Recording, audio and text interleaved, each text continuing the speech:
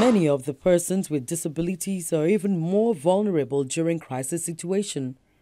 Some now have a residence, not of their choice, in camps for internally displaced persons within their home countries. There's also another child who has postborn contracture of the right hand. The child is right-handed. We also feel that NAMVID as an organization would take responsibility for the treatment of the child. Ordinarily, that treatment is a stage surgery that would take up to $500,000 to correct. We will do that on behalf of NAMVID to give an example to other public-spirited individuals who may want to also join us. The war in the Northeast every day is making some persons even more handicapped than they were before. So why people are talking of the insurgency in the North, sometimes disability does not come into the conversation. And why people come here to see how they can help assist persons in this camp, some of the things they provide does not specifically address the needs of those who are physically challenged in this camp.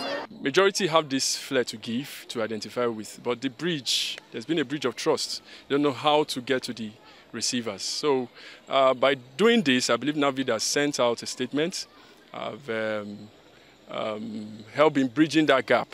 Nigeria goes into the next general elections in few months, and the vulnerability of persons living with disabilities is again brought to the fore. The affairs of this division.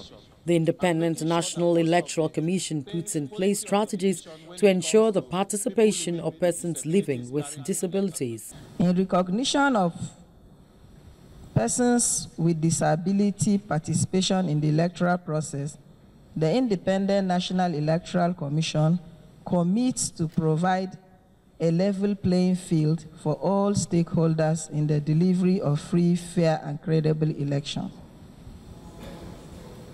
INEC also recognizes the electorate, men, women, youth, and persons with disability, and is doing everything within its mandate to ensure the participation of all for inclusive election. The central task of the Commission is not limited to the conduct of elections alone, but also the deepening of democracy, the deepening of democratic process in Nigeria. That is done by promoting sound democratic knowledge. Part of the effort of the Commission has been to ensure that the marginalized and disadvantaged group across the country are carried along. As such, the issue of access and participation of persons with disability has remained on the front burner of the Commission's engagement.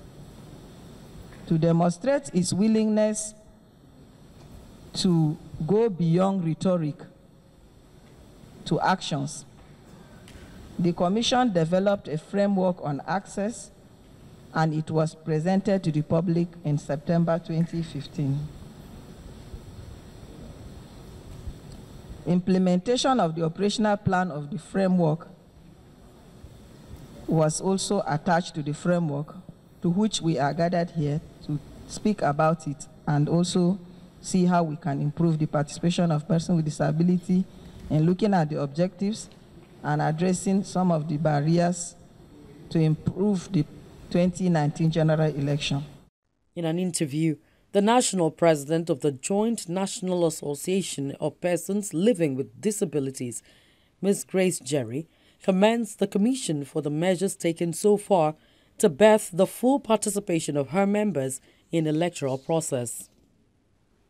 I would say that since 2016, we have been working closely with INEC to just address the issues of these barriers to polling units. And when I talk about barriers to polling units, I'm talking about maybe the layout and the placement of the voting cubicle, the ballot boxes, election materials. Are they in accessible format like the Braille ballot guide or the tactile or sign language interpreter or the magnifying glass? And since 2016 till date, we have been engaging closely with INEC and other key electoral stakeholders to ensure that, they make provision, especially for the layout of polling units. Instead of placing on the usual corridor, can they target a flat surface?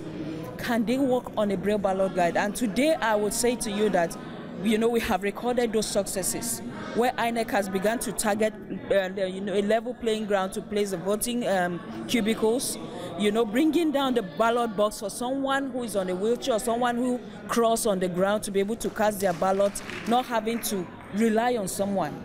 We have documented the use of the Braille ballot guide, which for the first time in the history of Nigeria's election, blind people are able to vote without relying on an assistant. The utilization of the Form EC30 PWD, which is an election day written instruction for the hearing impaired, the magnifying glasses. So I would say that to 2016 to now, we have recorded great achievements in terms of removing these barriers and increasing participation of people with disabilities. So come 2019 general election, it's just a few other things that are remaining, I would say, in the framework that we're sitting together with INEC now to say this and this and this are the things that need to be done, and these are the strategies with which we can address these issues. So I think, today it's a great day for us, people with disability community, and I'm talking about over 29.7 million Nigerians living with disabilities.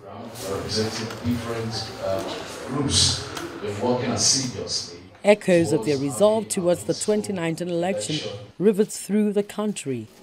The physically challenged in Osun State seek to ensure that their votes count in the forthcoming elections.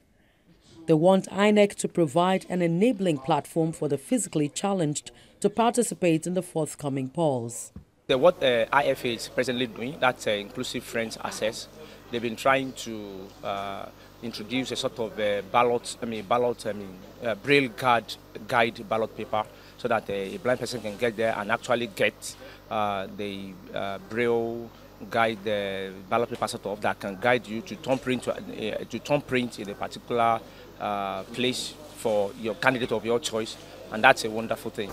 First, to remind them that election comes once after every 4 years, and it's the period for every person with disability to take advantage of, because it is critical to elect a leader who will come and be a representative, a leader who will come and be an inclusive leader.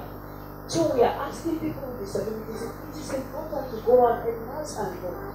And we are also working closely with INEC, working closely with the National Assembly, and also working closely with the National Orientation Agency to see how the issues of barriers can be addressed. And so far we have achieved very beautiful milestones. During the past election in Ekiti, INEC was able to deploy for the first time in Nigeria written instructions for the hearing impaired community, and the written instruction captures procedures, step-by-step procedures for how they will cast their vote on election day. And interestingly also, conversation is already ongoing with the Access Nigeria team, with INEC, to see how for the first time also in Nigeria and in West Africa, we're going to pilot the use of the Braille ballot guide for people with visual impairment. History of Nigeria's election, the Braille ballot guide.